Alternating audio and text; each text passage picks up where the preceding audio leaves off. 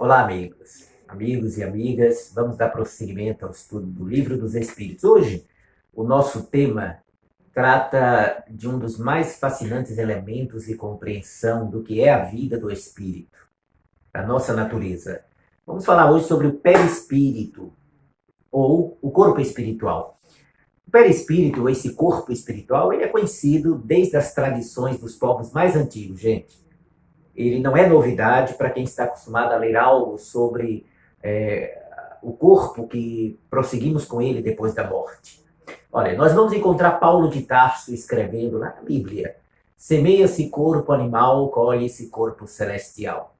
Nós vamos encontrar no Egito Antigo os egípcios, seus hierofantes, suas sacerdotisas, falando que nós teríamos dois corpos: Ba, o corpo físico, Ka, o corpo espiritual.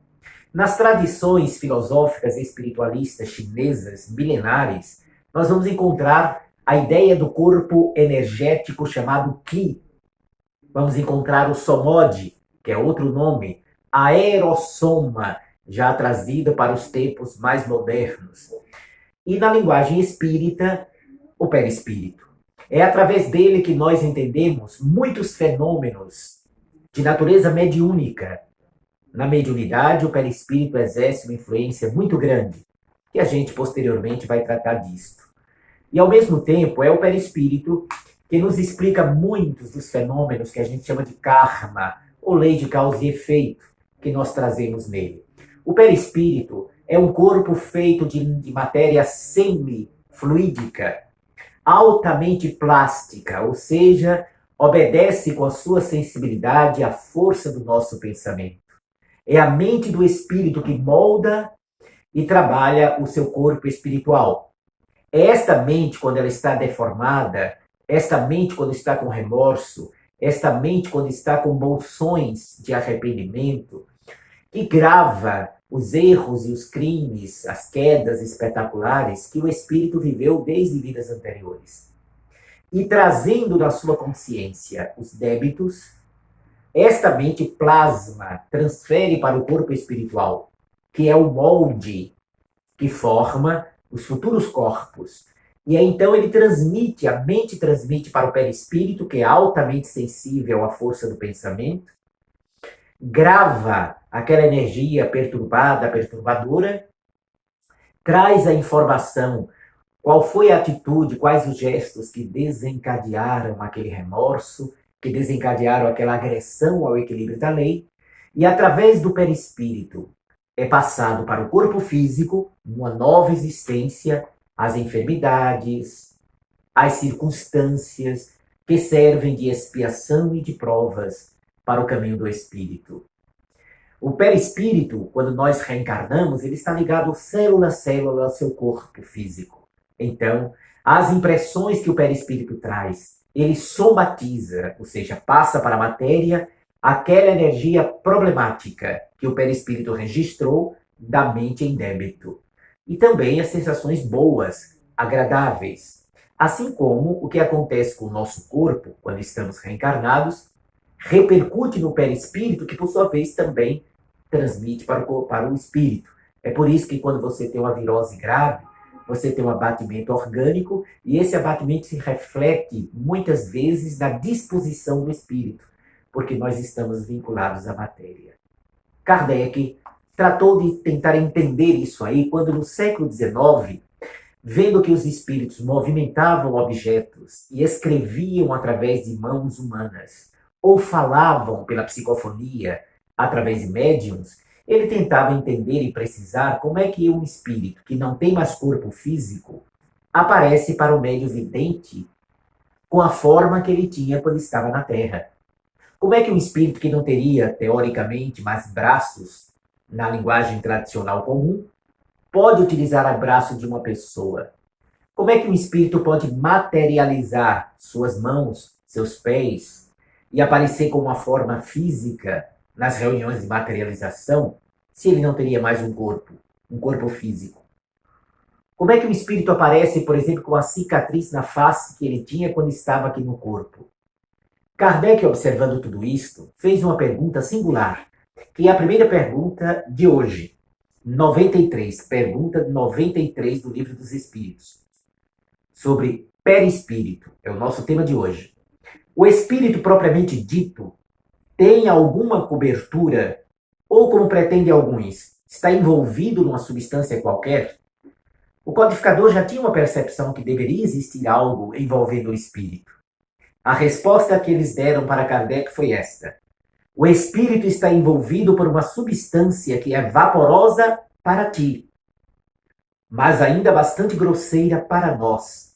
Suficientemente vaporosa, entretanto, para poder elevar-se na atmosfera e transportar-se aonde queira. Bom, primeiro estamos falando aqui que os espíritos superiores deram essa resposta a Kardec. Então ele disse que essa substância que envolve o espírito, para nós, é o equivalente a algo vaporoso, algo que está numa outra frequência vibratória. Para o espírito, o seu corpo espiritual é perfeitamente denso. E se for um espírito muito evoluído, que está apresentando um corpo espiritual, ele quer dizer o seguinte: o espírito é algo transcendente, mas o perispírito é um tipo de matéria. Mas é tão vaporosa para os que se encontram desencarnados que eles podem sair da atmosfera terrestre, no caso de um espírito em boas condições, e ir para onde desejar. Já o espírito humanizado, animalizado, já a criatura desencarnada, cujo perispírito muito se assemelha ao corpo físico, pelo seu atraso moral, pelo seu atraso espiritual, não consegue ir para qualquer lugar do espaço que deseje. Ele fica preso ou aqui ao planeta, aqui na crosta, ou não consegue sair da atmosfera do nosso mundo. Ok? Então a resposta sempre é dada de maneira generalizada. Então o perispírito, essa substância que nos reveste, ela é vaporosa para os nossos olhos físicos, mas para os espíritos que estão utilizando, é perfeitamente sólido para eles. E olha o comentário que Kardec faz para chamar essa substância, esse corpo energético. Ele escreveu: assim como o germe de um fruto é envolvido pelo perisperma, o espírito propriamente dito é revestido por um envoltório, que por comparação se pode chamar perispírito. Então os frutos têm o perisperma, uma película muito suave que envolve o fruto. Ok? O germe do fruto. E Kardec, lembrando disso, batizou essa substância que envolvia o espírito, que é o corpo celestial de Paulo de Tarso, que é o Ka dos egípcios antigos, que é o aerossoma nas tradições esotéricas mais modernas.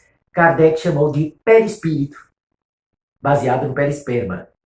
Vem do grego peri, revestimento, com o latim spiritus, alma, revestimento da alma.